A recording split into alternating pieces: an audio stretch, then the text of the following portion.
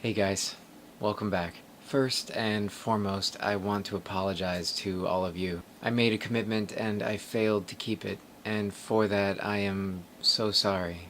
If I left anyone in a crucial moment, in a time of need, to you I am especially sorry, and I am going to do everything I can to prevent this from happening again. And to those of you who encouraged me through this time, who sent me encouraging messages through my website or YouTube, I am so moved and grateful to you. There were days where I wouldn't have gotten out of bed had it not been for a message I received, a message encouraging me to carry on, or a message of concern at my disappearance. I have to say, it meant a lot. Thank you.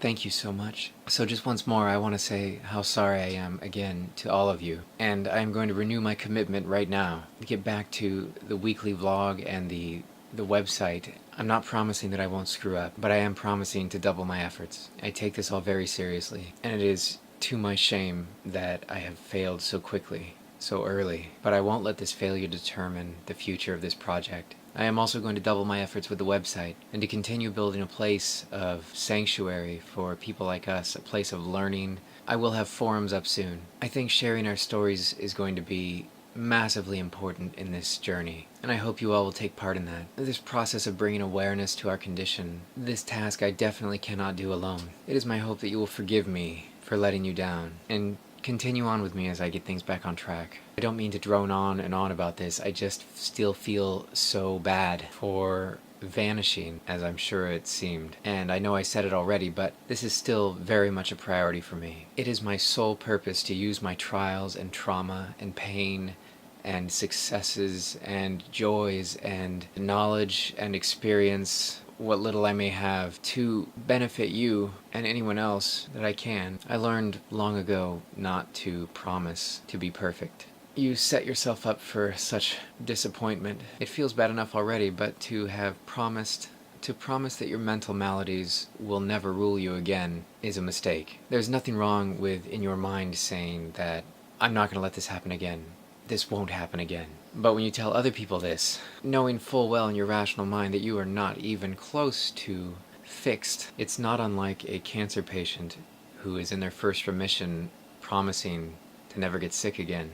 When you're in the recovery process, you just don't have that kind of control. And you strive for it, and you can find it. And you'll find it in moments, and you'll not have it in others. But to make a vow that your sick mind will no longer affect your healthy mind, it's asking too much. So while I have no intention of this happening again, I'm just not going to promise you that it won't. You know how that works. If you aren't failing, you aren't trying, right?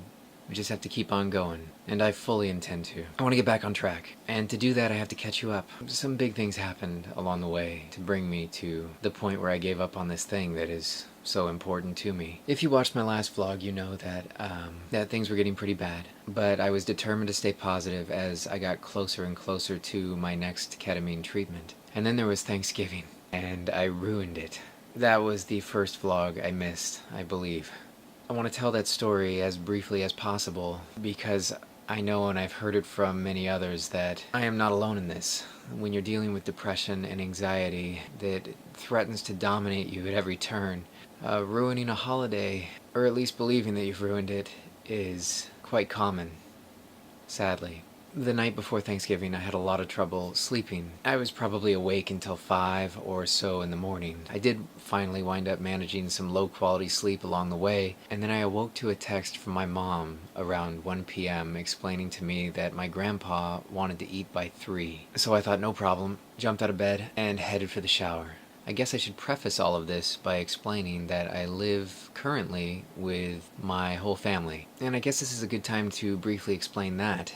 Yes, I am 37 years old, and yes, I do still live at home, largely because of anxiety and depression, more so the anxiety in the living on my own part. At least that used to be why. I was kicked out of my parents' house at about 15. Long story short, I've pretty much lived here with my grandparents since. There was a time at around 29, I think, that I moved in with a friend and lived there for about 2 years. And then due to many reasons, including sinking back into depression, financial irresponsibility at the time, also my grandparents taking a turn for the worse, yeah, I found myself back with them. My brother also had moved in shortly before I had moved out. And then at some point my mom moved in with us as well after a divorce. And then my sister moved in for a bit, but she is now back in Washington. So right now it's my grandfather, my mother, my brother, and myself all in the same home, which has many upsides and a few downs. So back to the story. I just raced to get ready because I knew I was running late for Thanksgiving dinner. I said something about preparing the food and the time it was going to take, and I still thought I had plenty of time. It wasn't even 2 o'clock yet, and they wanted to eat by 3. And some things were said by my mom that I perceived as irritation. Talking to her later, I found that was not the case. So it starts with my own irritation at her perceived irritation. And then that irritation leads to anger. And the anger compounds. It is by far my worst trait. One thing makes me angry, and then suddenly I'm thinking about everything that makes me angry. And then I hate that I'm angry and feel like a slave to my rage. I don't lash out at people around me. I don't yell at people. I'm not a violent person. But that anger is real. So now I'm just angry that I'm angry, even. And at some point, all of that tension and anger and stress like collapses in on itself, and now I want to cry. Sadness and pain, and soon it's all I can see, and I know that at this point I'm not going to pull out of this in time, and I'm going to ruin everyone's Thanksgiving. So I decide to leave. And then the thought of leaving is overwhelming, and the thought of leaving on Thanksgiving is adding to my sadness. Now I'm sad about something that hasn't even happened yet, just knowing that I'm going to be causing this thing. So I'm getting my shoes on, I'm trying to get ready quick so I can get out of here. Just go drive. I just thought I'd go drive. I do this, or I used to do this often. In an effort to be alone, I would take off in my car. I'm not, if I were a danger to be driving, I would not be doing it. I'm not upset to that extent to where I'm going to be driving recklessly or not being able to see through tears. It's just this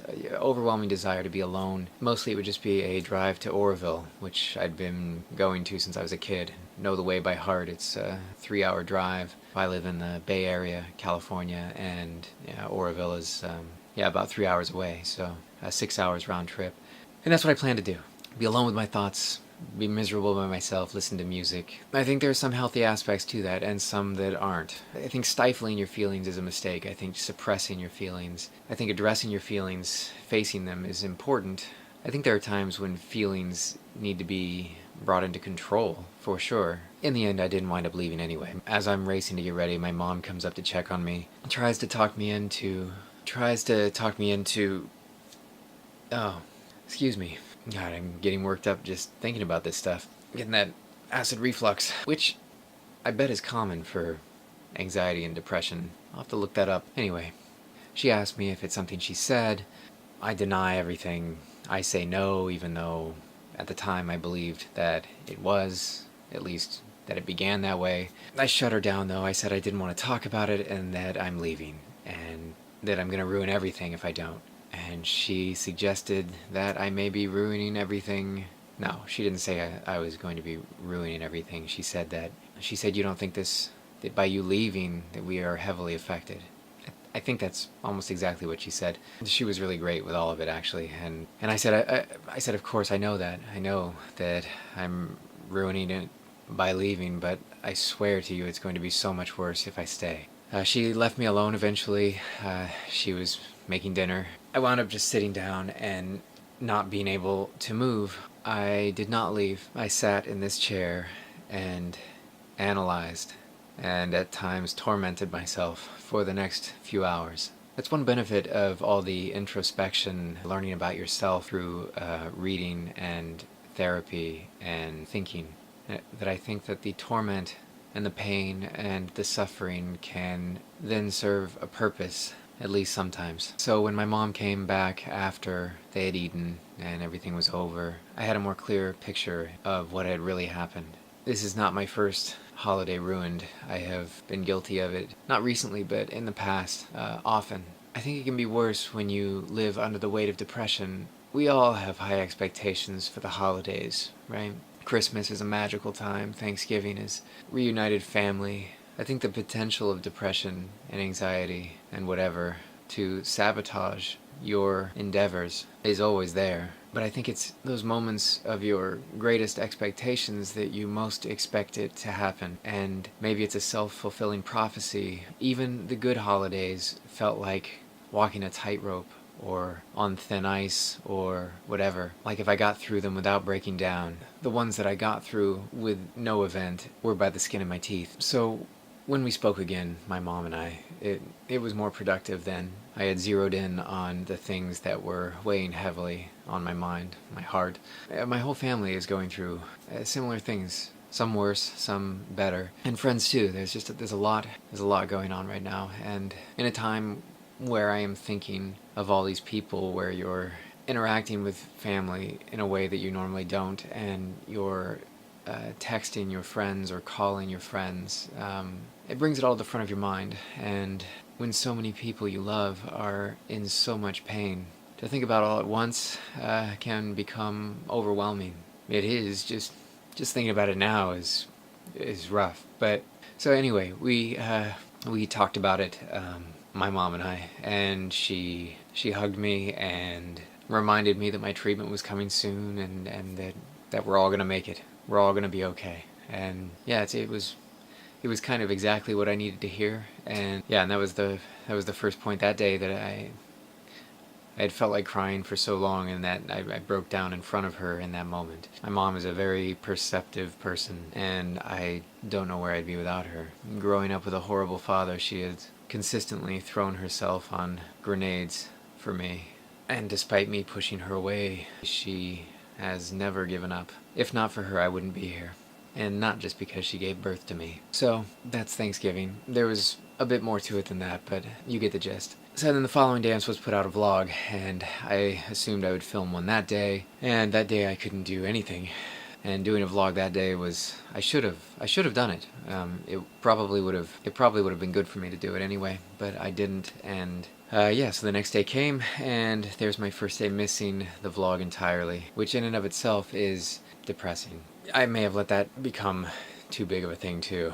That failure seemed huge, and I let it seem huge. So yeah, skip ahead a week to the day of the treatment. The plan was to vlog when I'm down there. As I'm getting my injection on Friday, the vlog would be late, as it usually has been, by about a day. My sister was going for her first session with Dr. Early, and my friend was with us as well. My plan was to record a bit of my feelings and take from before the ketamine treatment and then some after, and then potentially interview my sister on her experience. And then everything went wrong. I couldn't bring myself to do the before, even though I've been told by others that it would be massively valuable to have a before and after perspective, but I didn't. And then I was debating on whether or not to film the session itself, which I also thought could be a huge thing for somebody who's thinking about doing it, who's scared, who's nervous. I know it can benefit somebody to see the process, but admittedly I was feeling very anxious, and I walked into the office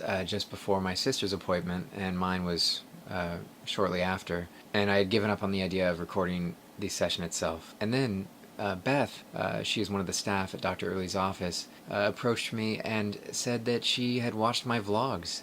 And that was huge for me. The fact that she would take the time, it was a humbling experience. And she encouraged me to record the session. She said that it's the natural progression, that it's the obvious next step. So I thought, okay, yeah, I'm gonna do it. I go back to my hotel room, I start gathering up my gear, and as I'm setting up my camera, I realize I don't have my SD card.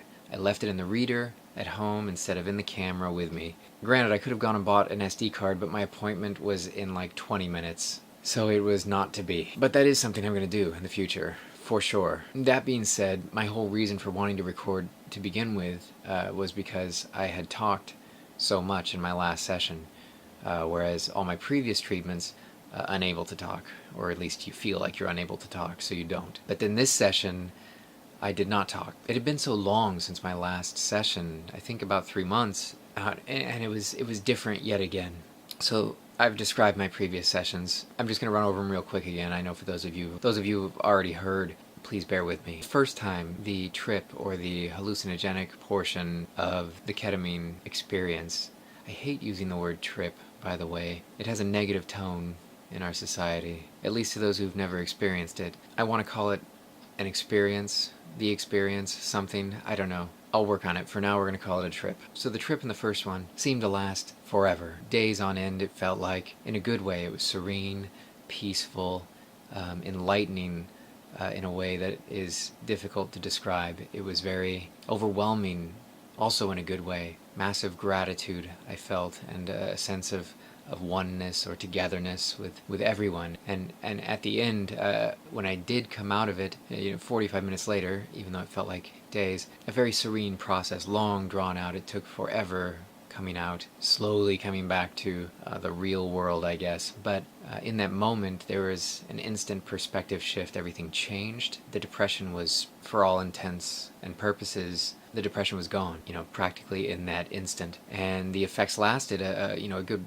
couple of weeks after it. Then my second injection, which I got 1 month roughly after the first, it was so different. The onset's always the same. It takes about 3 to 5 minutes for it to take effect. Then the first thing I always felt was this kind of peace and then gratitude. Gratitude is like the major running theme of the beginning of every trip that I've experienced. But the second time, after the gratitude, everything became very intense. Not necessarily in a bad way. I didn't like it, but it was a little intense. And the whole process seemed very short-lived by comparison to the first. Whereas 45 minutes passed, as it always does when you're under the effects of ketamine. It felt like only 10 minutes had passed. And suddenly I'm back. Not a gradual process coming back. It was just like a slam. I'm back. Kind of like when you're startled from a dream. Anyway, that being said, that was my least favorite treatment experience or trip. And it had even longer lasting positive effects than the first. Then I believe it was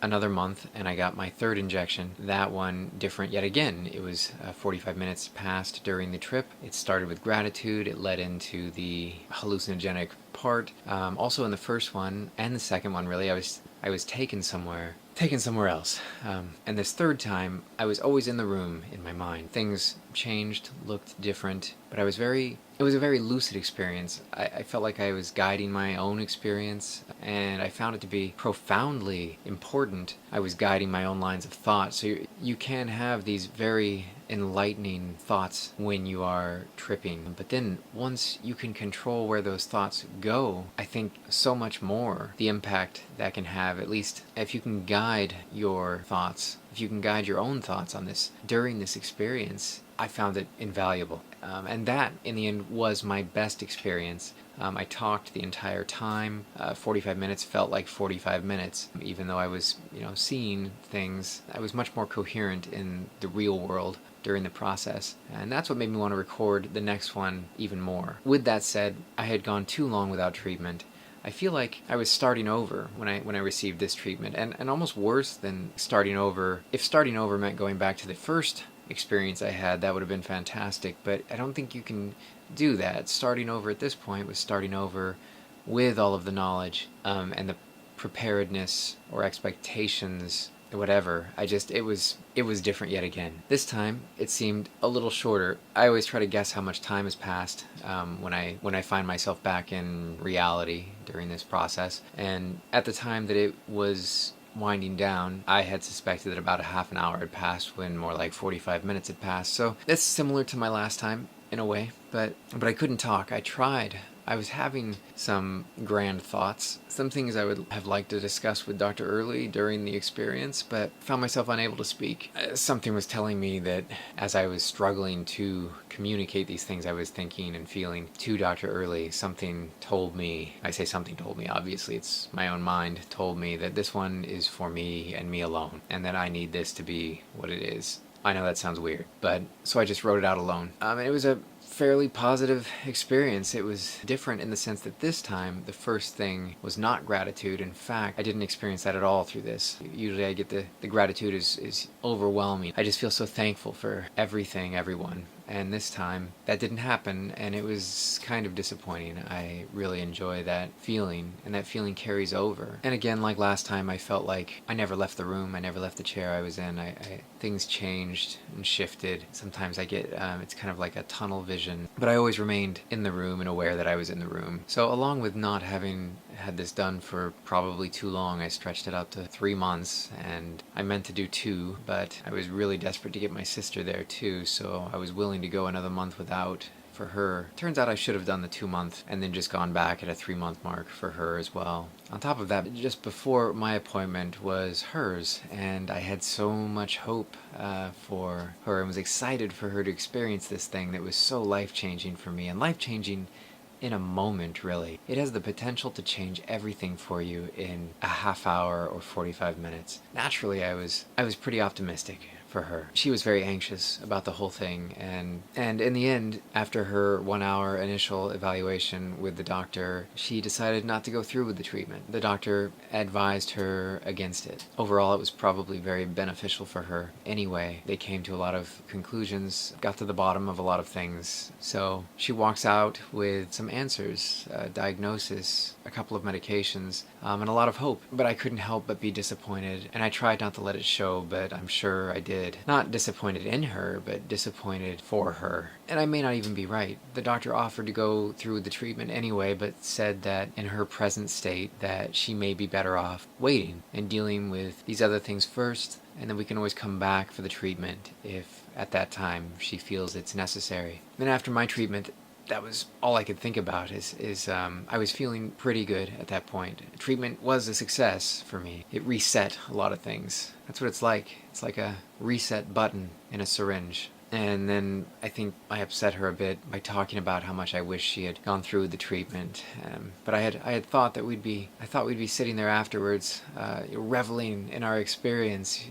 Top of the world, cures all around, and it would be one more person to understand what the process itself is like, the trip, and then the immediate change. I talked to many people about this, but I think you get a lot of smile and nod your head kind of thing from people who try to understand. They're not that they're not trying, it's really impossible to understand what that's like just by hearing somebody else try to communicate their experience to you. And then my friend also had his injection. That seemed to go well for him, although he's going through a lot at the moment. It limits its effectiveness. The effectiveness of his ketamine treatment is highly contingent upon his current state of mind. So it's kind of hard. I just felt like we're all going here for this thing that is going to have this massive impact on us, and then one of us, me, comes out feeling fairly great, and my sister comes out feeling exactly the same, only with some, because nothing ultimately gets changed in 1 hour just by talking. Some can, definitely, but that monumental change isn't going to come from talk therapy in one session, that's for sure. So she came out with, like I said, hope. She seemed relieved and happy with what she got, but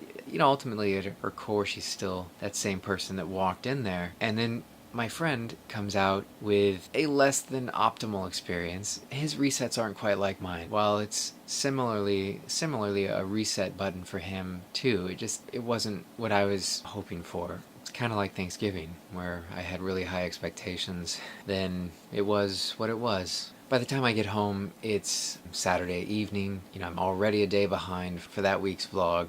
I planned on doing a late vlog, maybe Sunday or Monday, but a couple of other things happened with friends and family that I won't go into here because it's not quite resolved yet, but it will be. I'll talk about it in a future entry, but I just threw in the towel for that week as well. And then, obviously, because this is coming out late, as you can see, I almost threw in the towel on this week too, but I'm not. This one's going up whenever I get this one up, and then Fridays is still going to go up on Friday, maybe Saturday, but I'm pretty sure Friday. In closing, I just want to say that the ketamine treatment was a success, as it has been now 4 times. It always amazes me. The potential of this drug is incredible, and I hope that the process to legitimize this drug for mainstream use in the fight against depression is fast-tracked. I think about how many people lose their lives in this battle against depression every day, which brings me back to apologizing, and I want to just one more time, and I'm sorry. I'm so sorry for walking away from this thing that is everything to me. I have found so much purpose here. And I guess I'm desperate for you to know that it was not an easy decision to walk away. It was the improper handling of a massive amount of pain that led me to this failure. It is so important to me that I not let this happen again. You are so important to me, and as we continue on, I plan to prove it. So hopefully you will give me a chance to renew this broken trust, and I will continue to attempt to reestablish faith in me and in this. I very much believe that we are all in this together. There are not enough advocates out there for our plight as it is, professional or otherwise.